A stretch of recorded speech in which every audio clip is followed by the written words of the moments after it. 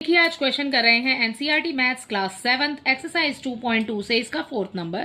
The fourth question is which is greater. आपको बताना है कि कौन सा बड़ा है। बच्चे यहाँ पर आपको पेयर में दिया हुआ है, जैसे कि 2/7 और 3/4 दिया हुआ है। पहले आपको ये वाले दोनों जोड़े, ठीक है, फिर उसके बाद में और, यानी कि इन चारों नंबर्स में से और इन में से, ठीक है, आपको बताना है कि कौन सा बड़ा है। पहले सबसे पहले ये वाले नंबर्स और ये वाले नंबर्स इनको सॉल्व कर लेते हैं। देखो इसको कैसे सॉल्व करेंगे। यहाँ पर जैसे कि हमें बच्चे नंबर दिया हुआ है बेटा 2/7 ऑफ 3/4, ठीक है, और दूसरा वाला नंबर हमें दिया है 3/5 ऑफ 5/8, जो कि यहाँ लिखा हुआ है, ठीक है, सामने सामने लिखा हुआ है। ओके, सबसे पहले इसको सॉल्व करेंगे दोनों को, ठीक है, ये दोनों फ्रैक्शन सॉल्व करेंगे। ऑफ के लिए बीच में मल्टीप्लाई का साइन लगाना है आपने, और बाकी आगे वाले नंबर और पीछे वाला नंबर सेम आ जाएगा, ठीक है। कैंसिल कर दो, क्योंकि कैंसिल हो रहा है 2 और 4, ठीक है, तो 2 के टेबल से कैंसिल हो जाएगा, ये आंसर आ गया।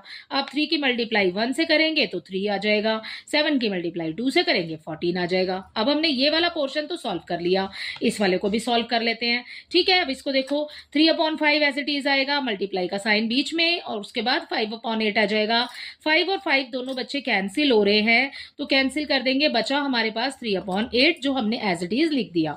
अब आपको इनमें से बताना है कि कौन सा बड़ा है। तो क्या करेंगे, ये वाले का आंसर, जो आंसर आया है वो लिख देंगे, इस वाले का आंसर हम यहां लिख रहे हैं, ठीक है।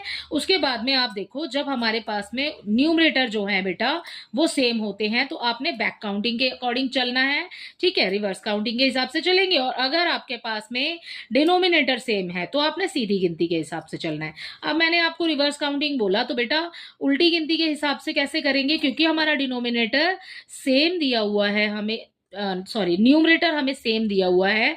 हम कैसे करेंगे, हमारे पास जो उल्टी गिनती होगी ना उसमें 8 हो जाएगा बड़ा, ठीक है, और 14 हो जाएगा छोटा, ठीक है। तो ये हो गया इसका फर्स्ट पार्ट। इसका सेकंड पार्ट देखिए, 1/2 ऑफ 6/7 एज इट इज लिख लेंगे, बीच में मल्टीप्लाई का साइन आ जाएगा। कैंसिल कर देंगे 2 और 6 को, 2 के टेबल से कैंसिल हो रहे हैं, जो बचेगा वो यहां लिख देंगे मल्टीप्लाई करके। नेक्स्ट देखिए 2/3 ऑफ 3/7, इसको भी बिल्कुल बेटा सेम लिख लेंगे, बीच में मल्टीप्लाई का साइन लगा देंगे। 3 से 3 कैंसिल हो जाएगा, 2 और 7 हमारे पास बच जाएगा।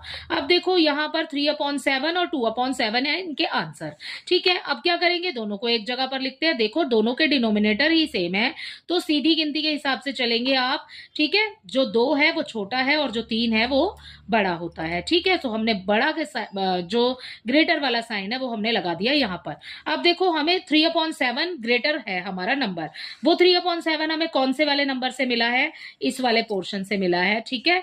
हम यहां पर लगा देंगे ग्रेटर का साइन, और ये वाला जो पोर्शन है ये हो जाएगा स्मॉलर।